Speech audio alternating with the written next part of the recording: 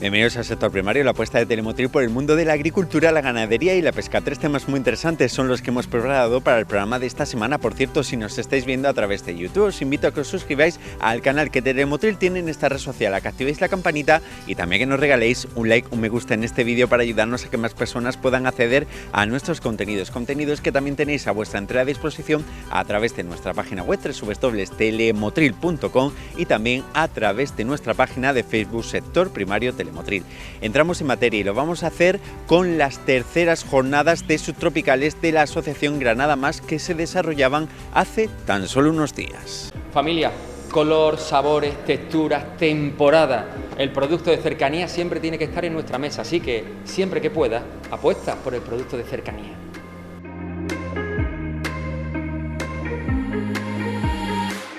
Hemos dado comienzo a las terceras jornadas técnicas de los subtropicales en este día, en el día 20 de marzo, aquí en la localidad de Almuñécar.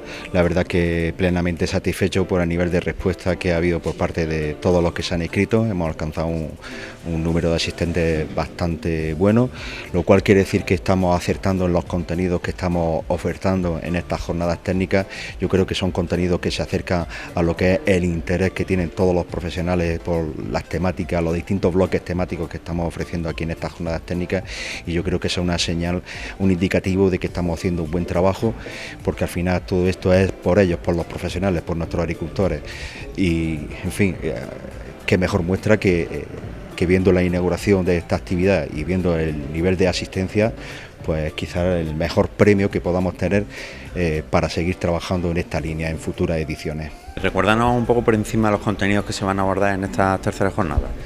Sí, en estas jornadas técnicas de subtropicales que celebramos aquí en Almuñécar tenemos distintos bloques. Uno de los bloques temáticos, pues el tema del escarabajo de Ambrosía, que, en fin, no es que haya que crear alarmismo, pero sí crear una cierta previsión de que la cosa no vaya a mayores, y por lo tanto vamos a contar con un bloque temático con varios ponentes que nos van a hablar un poco sobre este tema, sobre todo que nos va a ayudar un poco a detectar la presencia del escarabajo y sobre todo cómo actuar, cómo intervenir cuando detectemos este tipo de situaciones.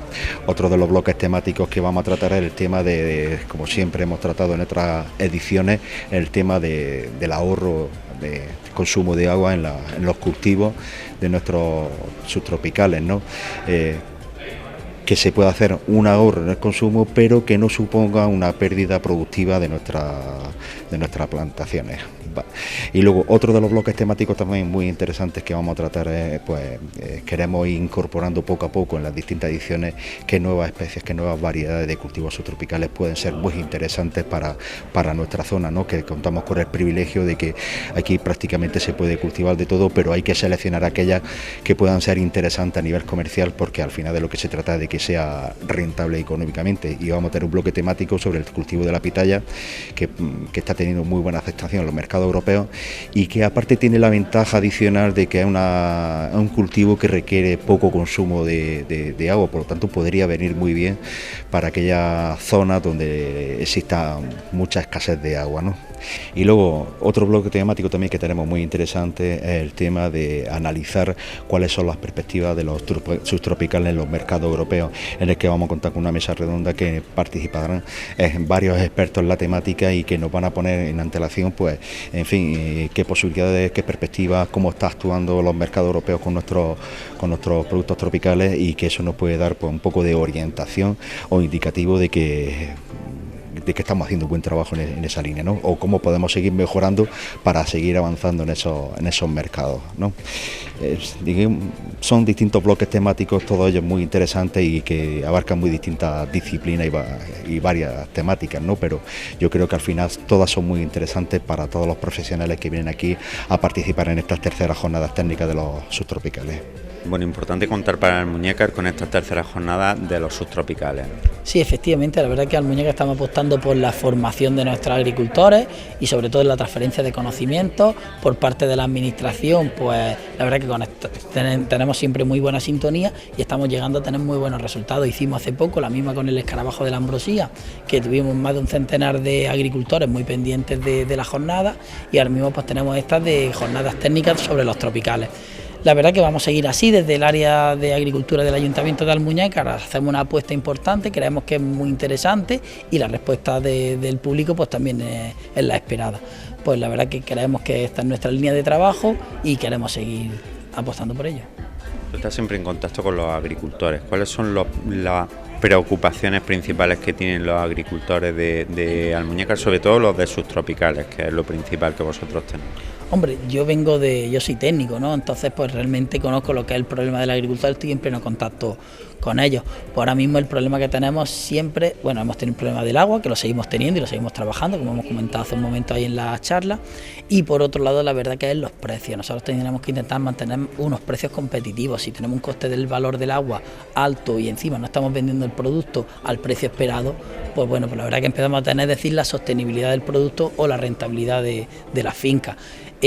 Bueno, de esa jornada, en la jornada también se va a hablar de ello, de cuáles son nuestras ventanas productivas. Es cierto que Marruecos empieza a producir muchísima cantidad de fruta y es un competidor serio, pero Perú también está produciendo 10 veces más que nosotros.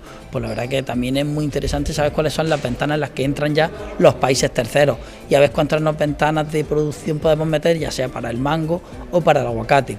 Por otro lado, el chirimoyo, que es nuestra imagen de diferenciadora en la costa de Granada, competidores tienen muy poco, lo que sí tenemos que intentar es promocionarlo de tal forma que tengamos un precio muy competitivo para nuestros agricultores. Eso es lo que te iba a decir, cómo en un libre mercado se puede conseguir un precio alto de un producto sin que sea el mercado el que lo ponga. Tenemos que generar más demanda. O sea, si nosotros conseguimos que la gente lo demande, como ha ocurrido con el aguacate se consumía apenas 1 kilo por persona y habitante y estamos ya muy por encima, ¿no? Pues hay en otros países que consumen a lo mejor 5 kilos por persona y año. Pues nosotros tenemos que conseguir que el chirimoyo lo consuma un poco más de gente y entonces al llegar a esa fórmula pues tiene más demanda. Al tener más demanda pues esperamos que por la ley de oferta-demanda tenga mejor precio. Hablabas que uno de los problemas también que les preocupa a los agricultores es el del agua. ¿Cómo se han tomado los últimos días de lluvia que estamos teniendo? Bueno, la verdad que es como dijéramos, como un regalo, es un milagro, pero en realidad son ciclos. Y ahora pues tocaba el cambio de tendencia. Hemos tenido el año 2022, fue horrible, ¿no? 21, 22 han sido, de los peores que hemos tenido en la serie histórica y ahora estamos a punto de tener uno de los mejores de la serie histórica. Por lo tanto, estamos hablando de que son los cíclicos. Tenemos que estar preparados con infraestructuras hídricas para que los ciclos de bajada de agua compensarlos con los de alta. Tenemos la presa de Rubles que tenía que haber compensado estos años de sequía, pero no tenemos la infraestructura. Si la tuviéramos, pues yo creo que podríamos jugar con las compensaciones gracias a poder tener la infraestructura y las conducciones. Mira la calidad de mis pimientos, están buenísimos. Disfrútalo en una ensalada, parrillada o asado al horno. Compra producto español, consume producto de cercanía.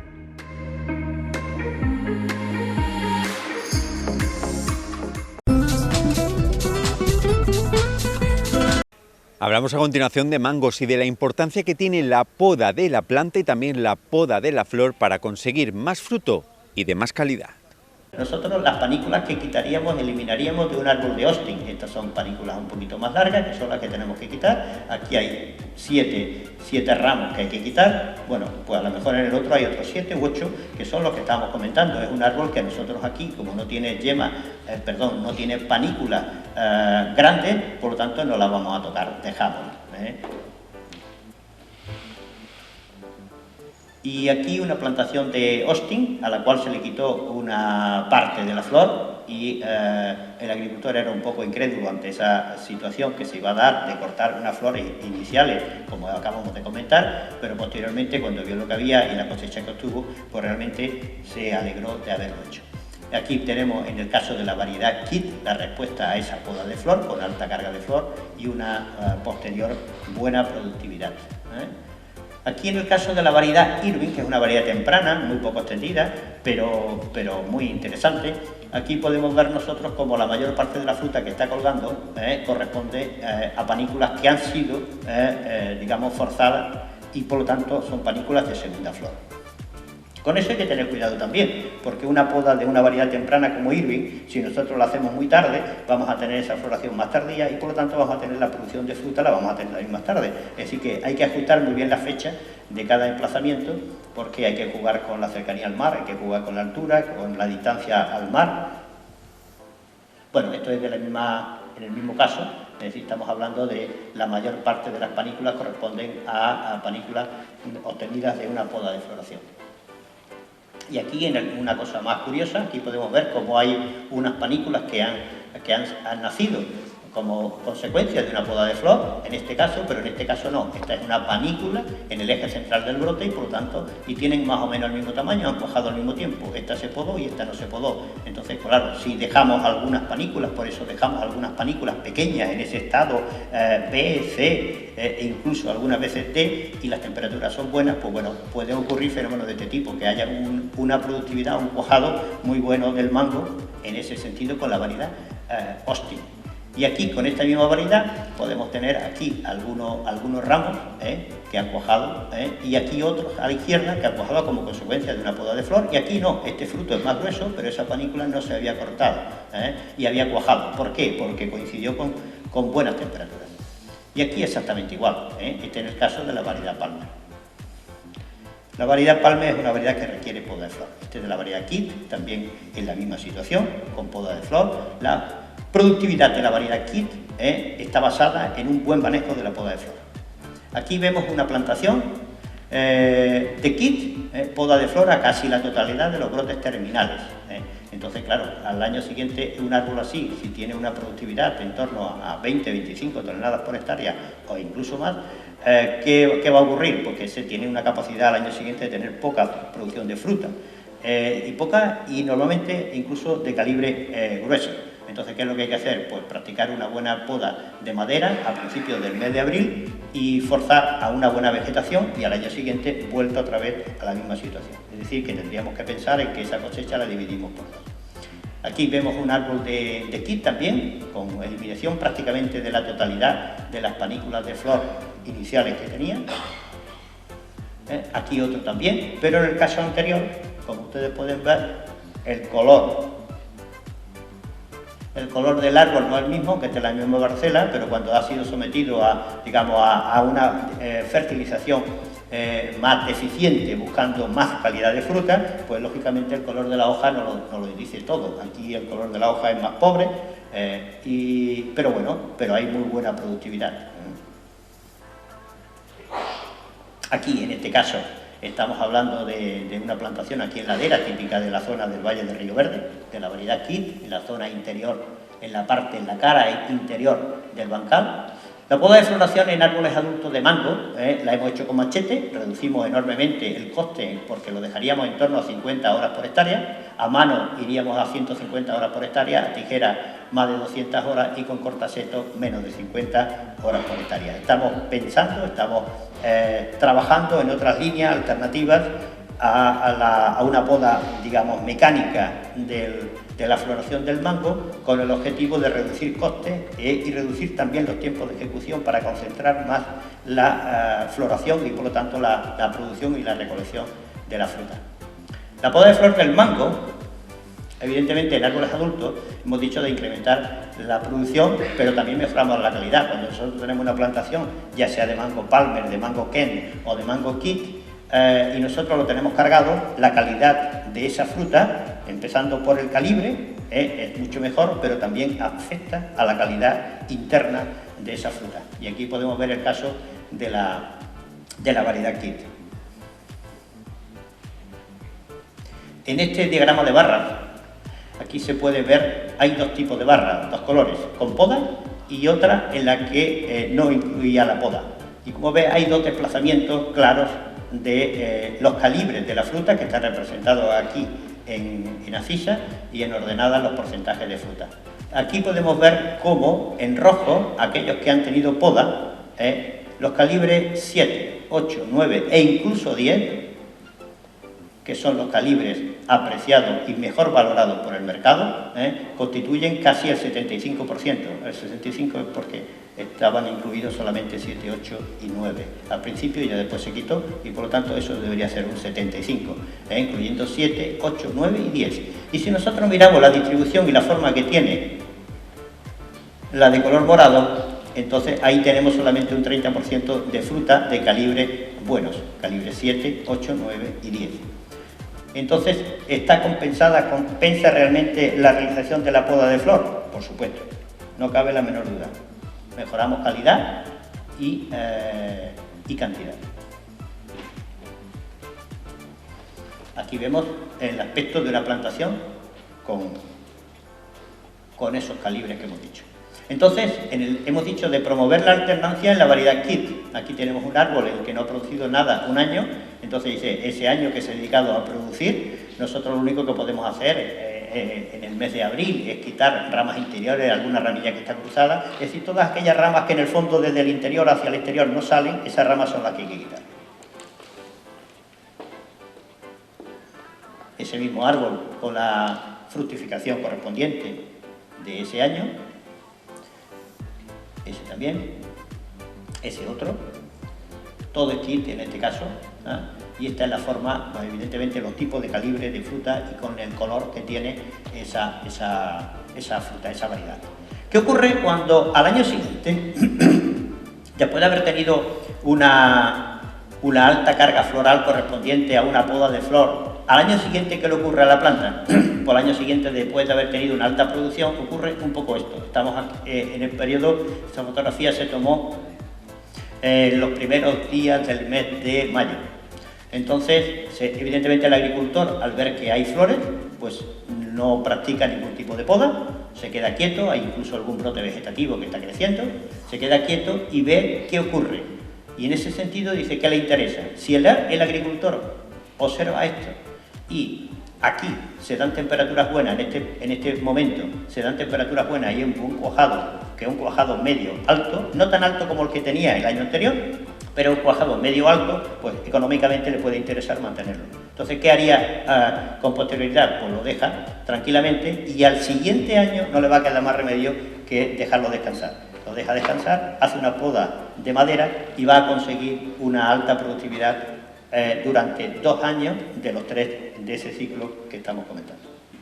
Pero también ocurre otra cosa. Algunas veces a ese árbol pues le han salido una floración que no es terminal, sino que son de las yemas más interiores, más adentro, dentro de ese propio brote. ¿Y qué le ocurre? Pues que han salido muy temprano, esas flores no han cuajado, esos son frutos de aborto de embrión. ¿Y qué procede a hacer aquí? Pues muy sencillo, aquí hay un fruto normal. ¿Qué procede? Pues procede es podar. Y dice, ¿qué tengo que hacer? Pues esperarme para comprobar qué es lo que ocurre. ¿Y eso cuándo lo hago? Pues lo hago a finales de abril, si ya tengo la flor y sé qué es lo que ocurre, ya sé lo que tengo que hacer. Y si no, a principios de mayo, y si no a mediados, y a mediados de mayo, lo que tengo que hacer es tomar la tijera, podar convenientemente la planta y generar madera nueva. ¿Y dónde me tengo que ir? Pues evidentemente desde aquí, desde este punto hacia el final. Aquí teníamos las panículas de flor del año anterior, aquí tenemos las del año presente, y dice, pues me tengo que ir justamente a cortar ahí. No tengo que tener miedo ninguno, lo que no podemos hacer es una poda que sea similar a la que hacen algunos agricultores con el aguacate, no tiene nada que ver una con otra, porque son vigor distintos, no tienen nada que ver. Entonces, ¿qué tipo de poda? Pues aquí pueden ver detalles de por dónde cortaríamos. Nosotros mantenemos gran parte de esa hoja, aunque sea vieja, pero la mantenemos, y a partir de ahí pues vamos a conseguir como mínimo 2 flujos de crecimiento. Si somos capaces de hacer algún pinzamiento a lo largo del verano, pues vamos a conseguir que ramifiquen bastante y ese árbol estará en buena disposición para la campaña siguiente. ¿Qué ventajas tiene la poda en prefloración? Pues evidentemente hemos hablado de aumentar la productividad, mejoramos la calidad interna, indudablemente, mejoramos el aspecto de la piel también, ¿por qué no? Aumentamos la coloración de la ESO, hay más luz y un tamaño de comercial más demandado por el mercado. ¿Qué inconvenientes tiene? Pues tiene el inconveniente del coste que tiene, vamos a intentar reducir, eso sí se hace con machete, se puede hacer con la mano, se puede hacer con una tijera. ¿Qué inconveniente tiene? Pues tiene un inconveniente del coste, como decimos, pero también hoy en día estamos encontrando el problema de la escasez de mano de obra, aparte de la escasez de la menor calidad de mano de obra que estamos encontrando. Evidentemente, las personas que están en el mercado de trabajo, pues tienen menos formación agraria y en ese sentido pues las instituciones deberían de apoyar el favorecer que la gente se pueda formar en el ámbito agrario sin lugar a dudas. Y aquí, en un invernadero, ¿qué hay que hacer? Pues la segunda quincena del mes de febrero, realizar la misma poda de flor que estamos planteando dentro al aire libre, plantearla, pues lógicamente dentro de un invernadero. Y con la salvedad de que dentro de los invernaderos lo que hay principalmente son variedades Irving y de variedad Austin. Y en ese sentido es muy importante mantener la idea de que la variedad Irving no hay que hacerle la poda de flor total, hay que eliminar solamente los ramos más adelantados.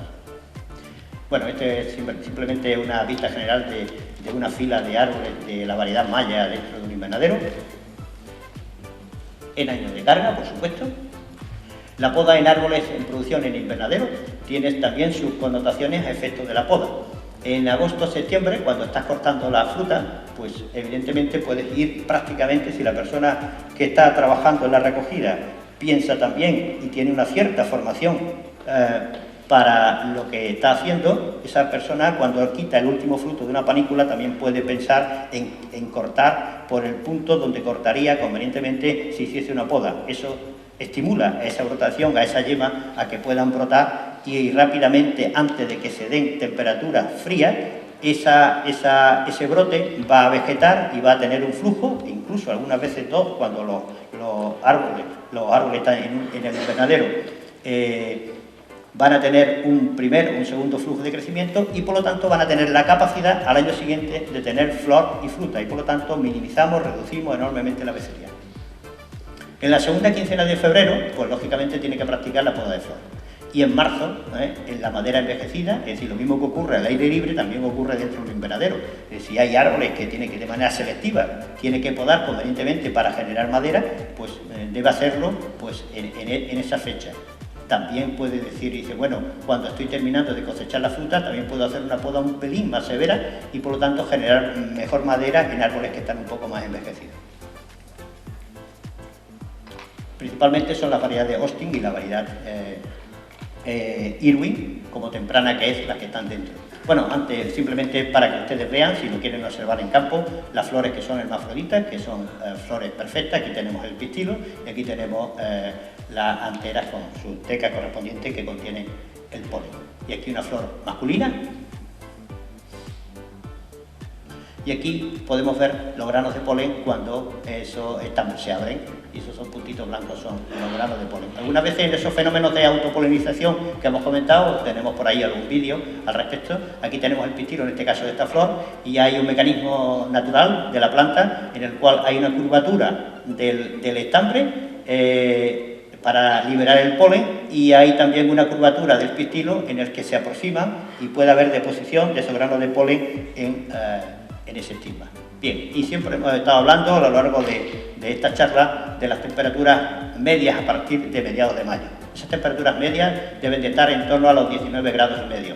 Y aquí vemos, en esta gráfica podemos ver temperaturas en ordenadas y aquí podemos ver la fecha y cómo, en este caso, en el año 2016, podemos ver cómo las temperaturas son ya prácticamente de 19 grados, cerca entre el 11 y el 21 de mayo ya se producen y a partir de aquí ya el cuajado es bueno.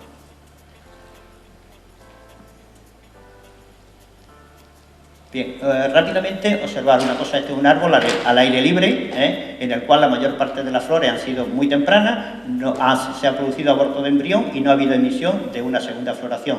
Y aquí algunas flores más tardías que son las únicas que han cuajado, es decir, que eso realmente no afecta a la rentabilidad del cultivo del mango y en ese sentido hacer una poda de flor nos permite tener como un seguro de producción. Y aquí podemos tener nosotros panículas florales en círculos rojos panículas florales como respuesta a una poda de flor de los ramos exteriores, y otras que no se han tocado, en el que se ha producido ahí aborto de embrión, por eso están marcadas de esa manera, y otras que sin haberlas tocado van a coincidir con un periodo bueno de temperatura. Es decir, que tenemos dentro de un árbol de Austin, podemos tener un abanico, de ahí que, como decíamos, las oleadas de floración que se producen con esta variedad. Con la variedad Kent no, con la variedad Kent tenemos que forzar, como con la variedad Kit y con la variedad Tomiaki, tenemos que forzar esa becería y conseguir una alta productividad el año on. Y en el año off nos lo dedicamos a producir madera. ¿Qué ocurrió en el año, como lo tenemos reciente? Pues sí vamos a hacer alguna mención a este año porque todo el mundo lo tiene en la memoria. En el año 23, en la primavera, ocurrió una cosa muy curiosa. Todo el mundo el que lo hace la poda de flor. ¿Y qué ocurre? Pues ocurre, vamos a pensar, que termina a finales del mes de marzo o principios del mes de abril en cortar la flor, y en el mes de abril de ese año, entre el 10 y el 16 del mes, se producen temperaturas medias anormalmente altas para ese periodo de 19 grados y medio. Entonces nosotros hemos hecho una poda de flor. Del 17 al 21, pues esa es la temperatura media, que es la temperatura media normal de ese mes. Y luego a partir del 22 al 30 ya la temperatura está muy por encima de 20 grados, incluso ya no baja, en las sucesivas semanas no baja. ¿Qué ocurre? Que cuando hemos hecho una poda de flor tan reciente, el árbol no ha tenido capacidad para inducir una nueva floración, porque las temperaturas no han sido las adecuadas.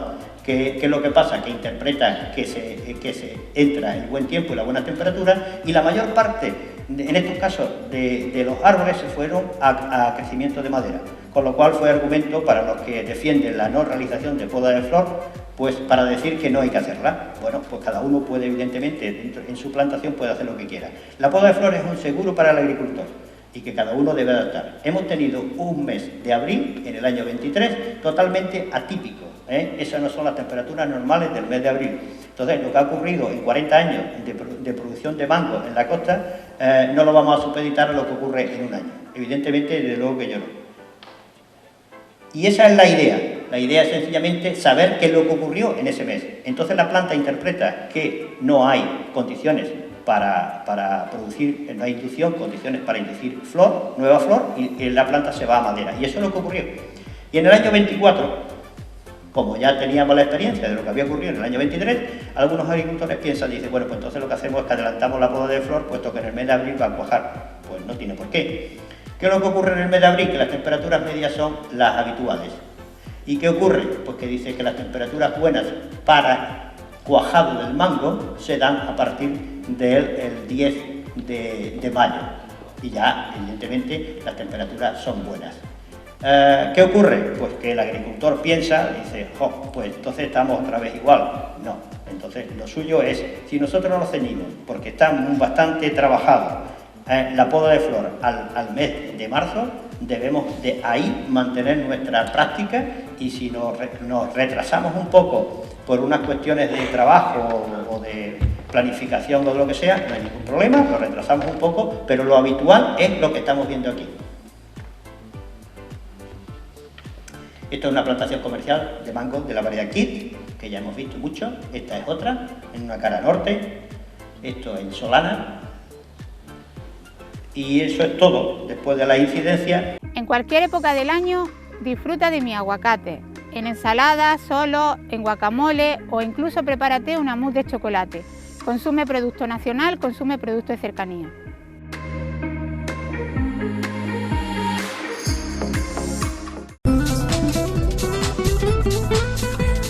En nuestro apartado de nutrición abordamos las últimas novedades, las últimas investigaciones que hay sobre el cáncer de colon y sobre cómo prevenirlo, qué estilo de vida debemos de llevar pues para intentar prevenirlo. Lo hacemos con el médico integrativo del Centro Médico Naturalia, Miguel Martín Almendros. Sé que hemos hablado en alguna ocasión del cáncer de colon, pero como es un tema que se está actualizando constantemente, me gustaría hoy incidir un poquito en algún aspecto nuevo del cáncer de colon. Ya sabéis, en la última epidemiología que tenemos en España, del 2023, cifras recién salidas de la cocina, estamos hablando de 40.203 casos nuevos, casi 2/3 de la población de Motril. Nuevos cánceres de colon, que por desgracia es sinónimo de un problema familiar y un problema personal. Es el segundo cáncer e incidencia en la mujer después del cáncer de mama y el segundo cáncer en incidencia en el varón después del cáncer de próstata. Y hasta ahora, pues el 90% de los cánceres de colon se daba en personas mayores de 50 años, pero ojo, ha salido un nuevo estudio, pero está recientemente publicado, lo habréis oído por medios de comunicación, en The Lancet Oncology, que nos está hablando de que se está disparando la incidencia de cáncer en personas menores de 50 años. O sea, un tema tremendo, que eso es algo impensable hasta hace 10 años atrás, ¿no? Bueno, hasta hace un año, nos ha pillado por sorpresa a la comunidad médica, a la comunidad científica, ¿no? Y una cosa buena de estos datos es que este estudio al que aludo dice que en España no hay esa tendencia, menos mal, nos salvamos de algo. No hay esa tendencia a la progresión tan grande que está habiendo en el resto del mundo de incidencia de cáncer de colon en menores de 50 años. Pero bueno, como no cambiemos algunas cositas de las que vamos a hablar, ya veréis cómo acabaremos equiparándonos en lo malo también. La mayor incidencia de cáncer de colon se da hoy en día en Europa, en Australia y en Nueva Zelanda. Y dentro de Europa, donde hay más mortalidad de cáncer de colon, es en Europa Oriental. Posiblemente, y no quiero que nadie de Europa Oriental se sienta ofendido, pero que posiblemente, como está la medicina menos desarrollada, pues igual no se pilla tan a tiempo y ya la intervención médica pues es más complicada, ¿no? Por eso que digo de no se pilla tan a tiempo, es importantísimo con el cáncer de colon la prevención. Y la prevención pasa por hábitos saludables que iremos viendo y sobre todo por cribados, ¿no? Una detección temprana. Normalmente, ya sabéis, las personas que en Andalucía nos llega a partir de los 50 años a nuestra casa una cartita de decir, oye, pues vamos a hacer una detección de cáncer de colon por una muestra de heces, para ver sangre oculta en heces.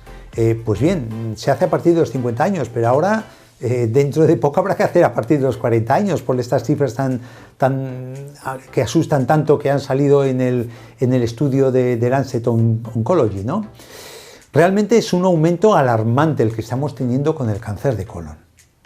Y cómo no, cuando hablamos de cáncer de colon tenemos que hablar de causas.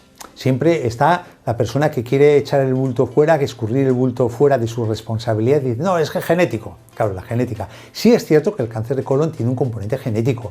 De un 20 a un 30% de los cánceres de colon pueden tener una influencia genética, sí, efectivamente.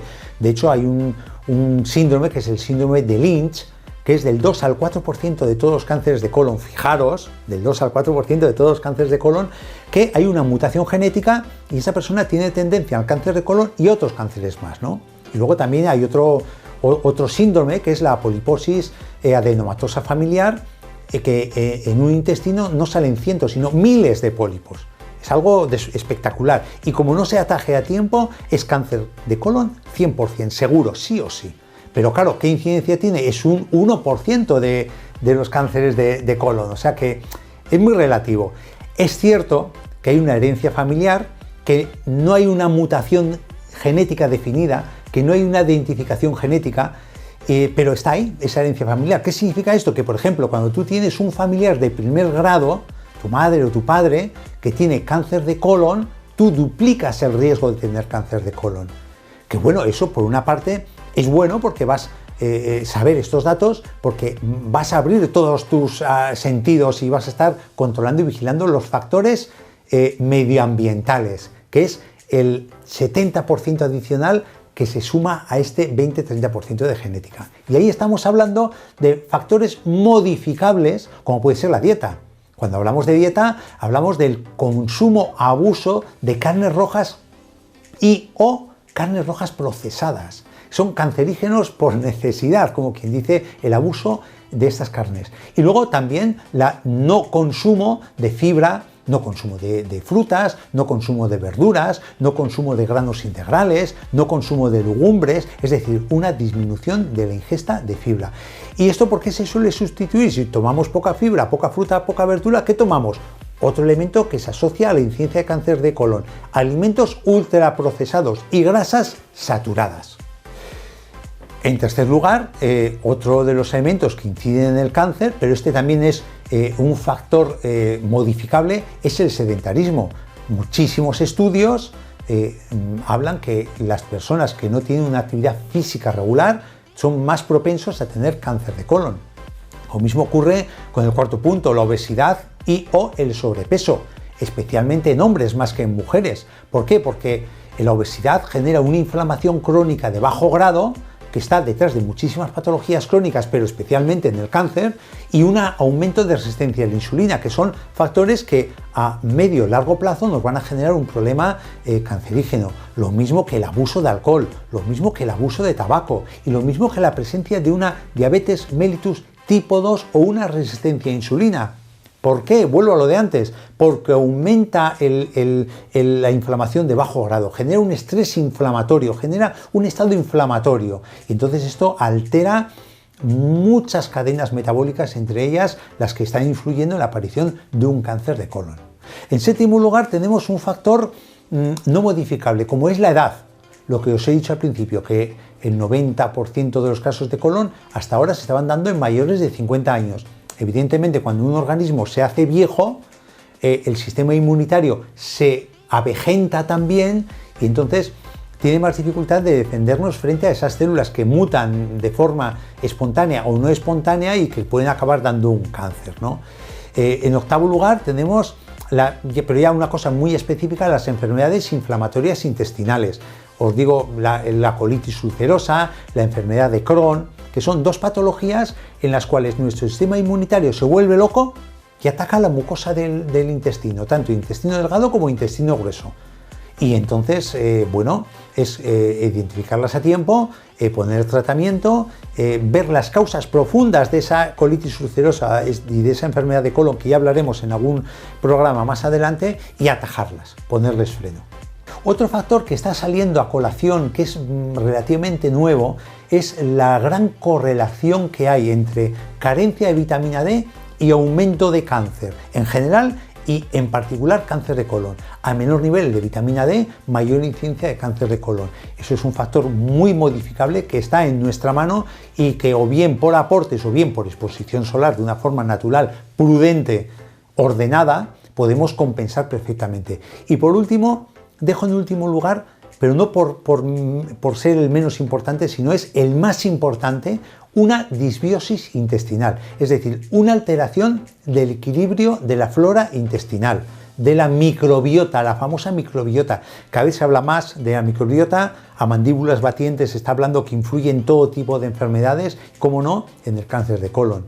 Y el 29 de enero de 2025 ha salido un estudio de que asocia una toxina de una bacteria que se llama Escherichia coli, concretamente el factor citotóxico necrosante, que es capaz de generar una mutación en las células del colon.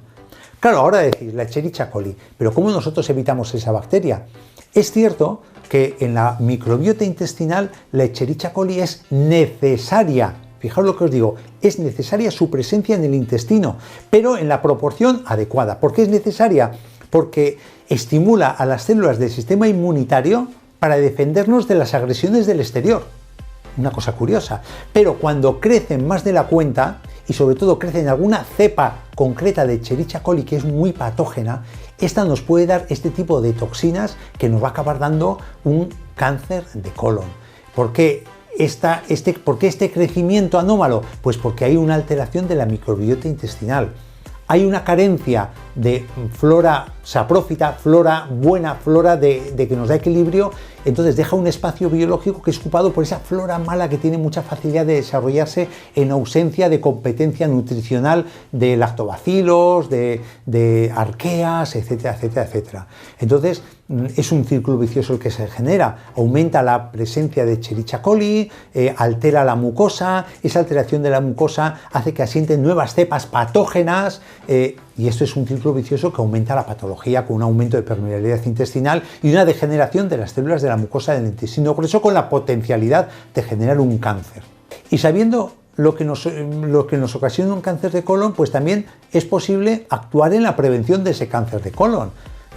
es atender a las causas, pues hacer lo contrario en los factores modificables. Primero, la alimentación, una alimentación saludable, tener una alimentación rica en fibra, muy pobre en carne roja, por esos compuestos carcinógenos que tiene, un consumo de grasa saludable, tipo frutos secos, el aceite de oliva, el pescado azul pequeño, el aguacate.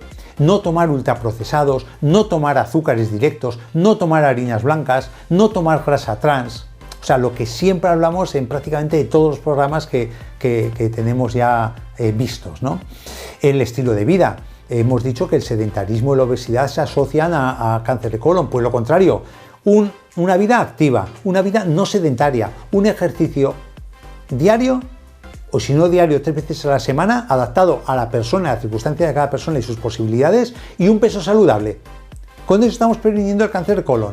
También evitar hábitos tóxicos. Si el abuso del alcohol y el consumo de tabaco genera cáncer de colon, pues oye, no vamos a abusar del alcohol y no vamos a consumir tabaco. Y estamos evitando una de las causas que nos puede predisponer al cáncer de colon. Luego, control de salud digestiva. Pero claro, os diréis cuando os digo, ¿y cómo yo voy a controlar mi salud digestiva? No os digo que metáis la lupa en el intestino y veáis cómo está, sino simplemente haced caso a los cribados de mayores de 50 años. Cuando llega la carta del SAS, decía, hay que entregar la muestra de heces al enfermero de tu centro de salud para hacer ese cribado. Hacedlo, que conozco muchos pacientes que no lo hacen. No sé si es que les da apuro de llevar la muestra de heces, pero está para eso, ¿no? Filiarse con los cribados, o bien de sangre oculta en heces, una vez cada año o cada 2 años, y luego la persona que ya tenga pólipos o haya tenido pólipos, adherirse a la colonoscopia cada 5 o cada 10 años cuando marge el digestivo, pero no dejéis de hacer colonoscopia por mucho que sea incómoda. También tenemos que atender a los síntomas persistentes, lo que hemos dicho que notas cuando tienes sospecha de cáncer de colon. Atender a los síntomas persistentes, cuando se mantienen mucho en el tiempo, no se van con una manzanilla, no se van con un hábito saludable, al médico, a la médica, para ver si de fondo puede haber algún problema. Y por último, por supuesto, el control de las enfermedades inflamatorias intestinales. Y equilibrar la microbiota. ¿Cómo se equilibra la microbiota? Primero, el menor consumo de antibióticos posible, que eso ya es responsabilidad de tu médica o de tu médico.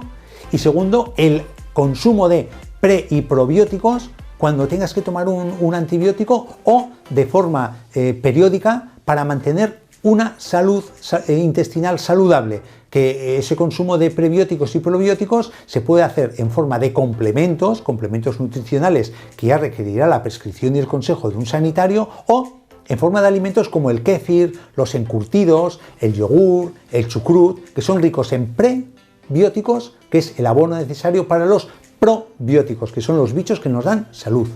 Y como no, la exposición solar moderada para que tengamos un aumento adecuado de vitamina D y nos actúe previniendo la degeneración de la mucosa intestinal. Los síntomas que nos pueden hacer sospechar la presencia de una patología digestiva que pueda asociarse a cáncer de colon son los siguientes, tenéis que prestar atención. Primero, cambios de hábito intestinal. O sea, una persona que vaya regularmente haciendo deposiciones, si de golpe empieza a tener diarreas y no se le cortan, y diarreas, o por el contra, estreñimiento, sin una causa aparente, porque yo sigo comiendo fibra, sigo bebiendo líquidos, sigo tomando fruta, sigo tomando verdura, pero ahora me estoy atascando y estoy de ir todos los días, voy cada 4 días, eso es una alteración del hábito intestinal. Ojo ahí. Una evacuación incompleta. ¿Qué significa esto? Que tú vayas a hacer deposiciones y tengas sensación de que no he evacuado todo, que no he hecho, perdonad la expresión, toda la caca que tenía que hacer, y tengo sensación de que se me queda algo dentro. A ver si hay algún tope que te provoca eso, a tener en cuenta. Y por último, la forma de las heces. Normalmente tenemos, por donde sale, por el ano, pues más o menos cada persona tiene su forma de las heces, cuando es una hez compacta y de consistencia normal. Si de golpe te empieza a cambiar la forma de las heces, si se hace más longilínea o más tubular, más aplastada, dices, y se asocia a algún otro de los síntomas que estamos comentando, dices, ojo, ¿Voy a preguntar a mi doctora o voy a preguntar a mi doctor? Evidentemente, cuando te veas sangre en las heces, eso es ir corriendo a tu médico. ¿Qué es una hemorroide? Una hemorroide interna, una hemorroide externa después de la exploración. Ah, muy bien, vale, de acuerdo. Pero ya sé que es por una hemorroide, no sé qué, y descarto que sea por un cáncer de colon, que son sangrantes los pólipos que producen cáncer de colon. Un dolor abdominal que no viene a cuento, de aparición relativamente brusca, que no tengas gases, que no tengas estreñimiento, pero te duele el vientre, un dolor tipo calambre, angustioso, pues también miradlo, consultad con vuestro referente de atención primaria. Una disminución de peso sin causa. Yo no hago dieta y en 2 meses he perdido 5 kilos. Dices, ahí va, pero si yo como normal. Oye, pues al médico o a la médica de cabeza. Un cansancio inexplicable. Una cosa es la astenia primaveral, la astenia otoñal, el que estoy muy cargado por trabajo y me encuentro cansado, pero una astenia, un cansancio que no viene a cuento, que no se ha justificado con nada, de cabeza a tu centro de salud. Y lo mismo con una fiebre sin causa. A veces debutan los cánceres, y el cáncer de colon entre ellos, con fiebre sin estar resfriado, siempre fiebre sin venir a cuento, no tengo tos, no tengo infección de orina porque no me molesta cuando hago pipí, no tengo ninguna circunstancia que me justifique que tengo una fiebre de 37, 38, 39 grados, no por no tener síntomas ni que mirarla, todo lo contrario, hay que mirarla, no vaya a ser que de fondo hay algún problemilla. En cualquier época del año, disfruta de mis calabazas en tus comidas, son de máxima calidad y garantía. Consume producto español, consume productos de cercanía.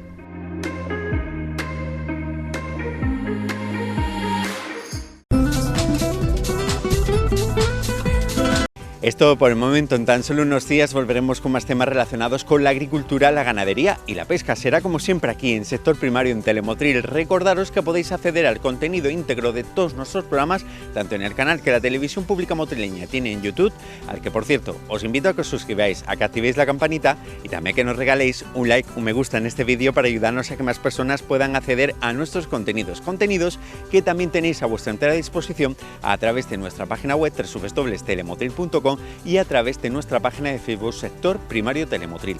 Como siempre os digo, que seáis muy pero que muy felices y no os olvidéis de seguir sembrando muchísimo optimismo.